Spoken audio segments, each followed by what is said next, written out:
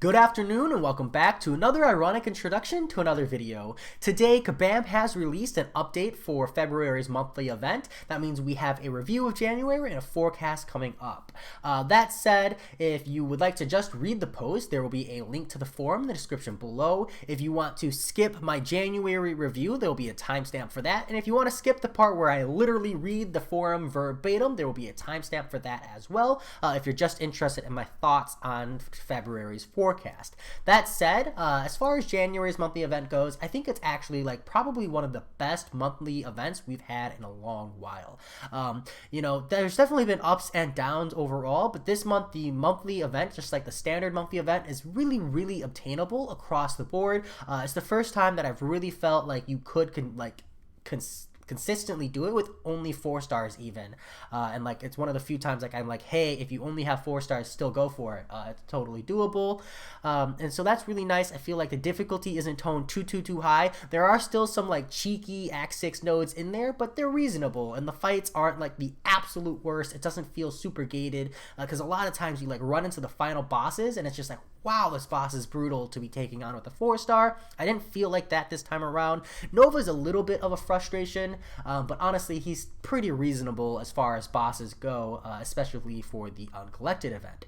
Additionally, the side event, the Acornucopia, is just absolutely top-notch. The Squirrel Store is absolutely wonderful. I actually really like that you don't have to get every single acorn to get all the rewards. You only need to get half. Additionally, I think the way they've handled this daily event is probably my favorite way Kabam has handled a daily approach. I'm a big fan of rewarding players for logging in every single day, because you get that loyalty. You reward the players who play this game and have no life like me, but at the same time I really hate it when Kabam punishes people who don't have the time to commit 30 or 40 minutes every single day to a side event like Sinister Labs. I thought that was a really poor addition, but this one, you log in and you essentially get your ticket every day, right, for acorn baskets, and then you can just run them whenever you want. So if you really wanted, you could have saved 20 up and then just gone in and did 20 in one day. Actually, for the most part, I do 4 or 5 at a time, because that's just how I prefer to do it. And I just think it's really nice to allow players to either do it every day. Maybe they don't want to have to be doing this multiple times in run 1, or people like me are hey, I'm just gonna sit down and hammer this out for an hour, and it feels really good because the rewards there are still the same. You might get them at different times, but overall the rewards are still the same, and so that feels really good. So that said, that's my review of January. If we see February's event nearly as good as January, I will be a happy player. That said, diving into the forum post itself, delve into the Mojo Dome this February. We interrupt your regularly scheduled programming for an important message. Hello, summoners. The season of love is almost upon us, but a certain spineless one has more entertaining priorities. 2 new champions, the sequel to the heart-wrenching Love is a Battle Realm 3, and more are coming your way. So I've clearly missed 2 others.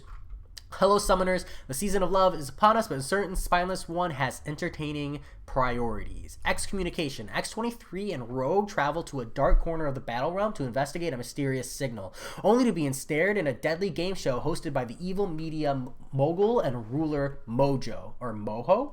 They discover that Mojo has been capturing X-Men to act as an unwilling participant in his lethal live streams and broadcasting them to the battle realm from the Mojo Dome. To make matters worse, Mojo has employed the mysterious Longshot to act as his right-hand man and enforcer, help X-23 and Rogue escape the Mojo Dome and bring an end to the maniacal Mojo. We interrupt your regularly scheduled battle realm to bring you our 2 newest champions.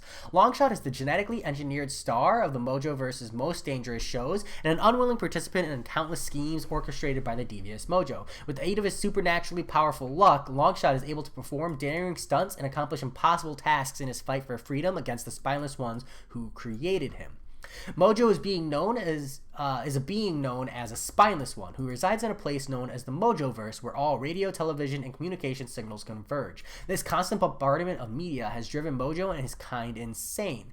Lucky for Mojo, he knows how to market his particular brand of madness. Armed with arcane powers and an anti-life field that is lethal to everyone around him, Mojo is sure to crush any and all competitors.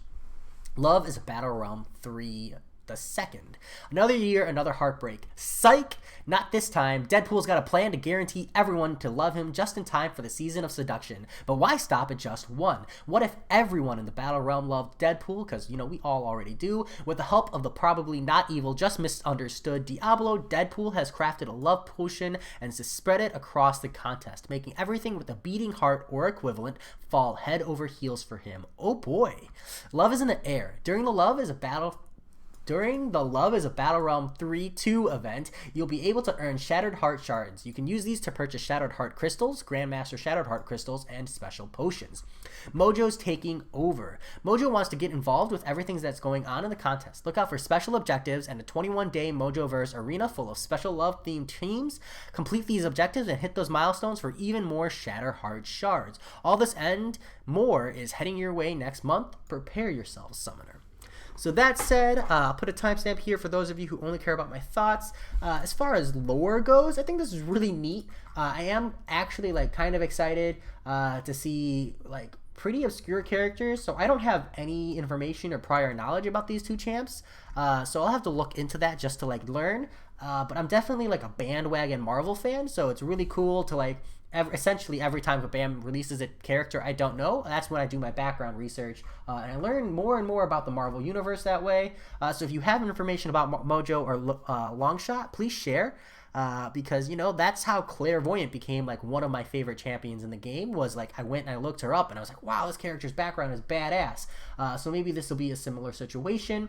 I always like to predict what class the champions will be. So Mojo's pretty easy. They instantly said Arcane. So this champion's either going to be Mystic or Cosmic. And I'm going to gear towards Cosmic personally. I feel while we are due for another Mystic, I wouldn't be surprised to see him be another Cosmic. It is weird. He does have an anti-life field, they're saying, so he could be potentially tech, if they want to call that an equipment kind of a thing. But I'm going to say Cosmic personally. That's just my initial guess, and then I'll say my secondary guess is Mystic. Long shot here, this is the one I feel everybody's oh, he's just going to be Mutant. I am actually going to agree. I think he's actually going to be Mutant, and I'm going to say my secondary guess is going to say Tech. Because genetically engineered, you could go two ways with that. You could either say, he's, it's genes and that's mutations, or you could say genetically engineered, and that's Tech. But definitely going to say Mutant first, Tech second. So that's my guess there. I'm not really sure what's going on with this whole Deadpool thing, so this is probably the side event, but I'd definitely like to see what this is. Maybe it's another daily kind of a quest where we have to fight all the people who are head over heels over Deadpool to get to Deadpool, but we'll have to see before we really know. I think that it's awesome to see Grandmaster Shattered Heart Crystals. I know whenever there's Grandmaster Shards, that means the arena is going to have them as one of the rewards. So definitely another month of Grandmaster Crystals, which is going to be awesome. I'm just kind of curious what they mean by special potions, because that could really mean anything. But, we'll have to wait and find out. And then this 21-day arena, there might have been something like this in the past. I'm not, a veteran enough of a player to really know. So if you know of any other similar 21-day style arenas, I know there are a couple. I think there was a 2-star one where you had all month, or maybe a week to do only 2 stars to get a 5-star crystal. So maybe this is that kind of a thing. But they also say the milestones give Shattered Heart Shards. So I don't know if maybe the milestones give Shattered Heart Shards and then you get a 5-star at the end. That would be really, really neat. But there's not the world's largest amount of information here, so we'll get more as we go. That said, as always, it's great talking to you all, and I'll talk to you all later.